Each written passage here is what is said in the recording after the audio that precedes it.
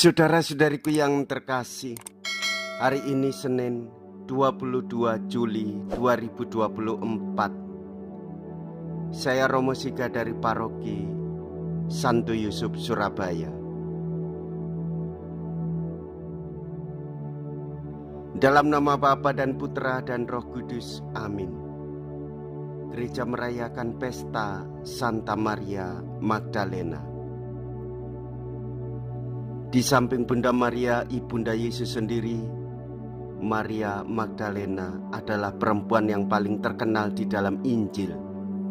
Dongeng dan kenyataan tentang dia bersimpang siur.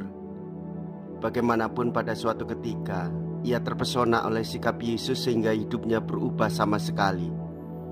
Pertobatan itu diungkapkannya dalam kesetiaan di dekat makam. Suara Yesus cukup untuk menghalau kebimbangan dan kesedihan hatinya. Dialah yang diperkenankan mendahului murid-murid lain memandang Yesus yang sudah bangkit dan mewartakan Paskah baru kepada teman-temannya.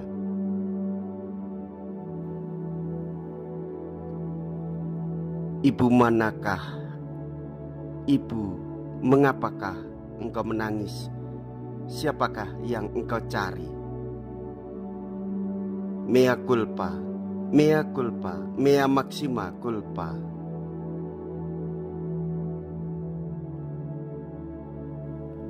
Marilah kita berdoa.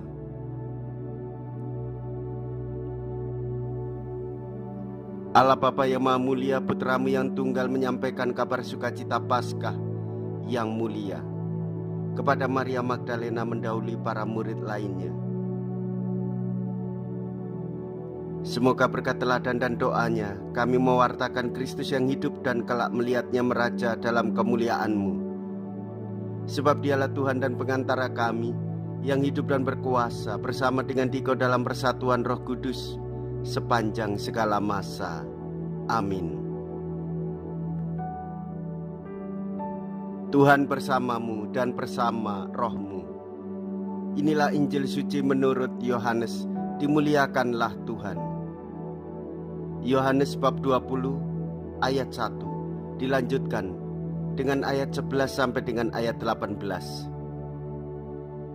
Pada hari Minggu Paskah, pagi-pagi benar ketika hari masih gelap, pergilah Maria Magdalena ke kubur Yesus dan ia melihat bahwa batu telah diambil dari kubur. Maria berdiri dekat kubur itu dan menangis. Sambil menangis ia menjenguk ke dalam kubur itu, dan tampaklah olehnya dua orang malaikat berpakaian putih, yang seorang duduk di sebelah kepala dan yang lain di sebelah kaki di tempat mayat Yesus terbaring. Kata malaikat-malaikat itu kepadanya, "Ibu, mengapakah engkau menangis?" Jawab Maria kepada mereka, "Tuhanku telah diambil orang dan aku tidak tahu di mana ia diletakkan." Sesudah berkata demikian, Maria menoleh ke belakang dan melihat Yesus berdiri di situ. Tetapi ia tidak tahu bahwa itu adalah Yesus. Kata Yesus kepadanya, "Ibu, mengapa engkau menangis? Siapakah yang engkau cari?" Maria Magdalena, orang itu adalah penunggu taman. Maka ia berkata kepadanya, "Tuan, jikalau Tuhan yang mengambil dia, katakanlah kepadaku di mana Tuhan meletakkan dia, supaya aku dapat mengambilnya." Kata Yesus kepadanya, "Maria." Maria berpaling dan berkata kepadanya dalam bahasa Ibrani, "Rabuni," artinya guru.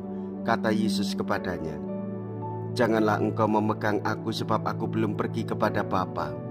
Tetapi pergilah kepada saudara-saudaraku dan katakanlah kepada mereka bahwa sekarang aku akan pergi kepada Bapakku dan Bapamu, kepada Allahku dan Allahmu." Maria Magdalena pergi dan berkata kepada murid-murid, "Aku telah melihat Tuhan," dan juga bahwa Tuhanlah yang mengatakan hal-hal itu kepadanya. Demikianlah sabda Tuhan. Terpujilah Kristus. Saudara-saudariku yang terkasih, kita telah mengetahui bersama bagaimana pertobatan Maria Magdalena. Ia mengikuti Tuhan Yesus dan ia sungguh mengasihi Tuhan Yesus. Oleh sebab itu, ketika peristiwa kebangkitan Tuhan Yesus, ketika ia sebagai perempuan yang pertama, bahkan di antara para murid lainnya, ia diberi kesempatan untuk berjumpa dengan Tuhan Yesus meski tidak boleh memegangnya. Peristiwa itu merupakan peristiwa iman dan pengalaman iman yang sangat berharga bagi Maria Magdalena, bahkan bagi gereja juga.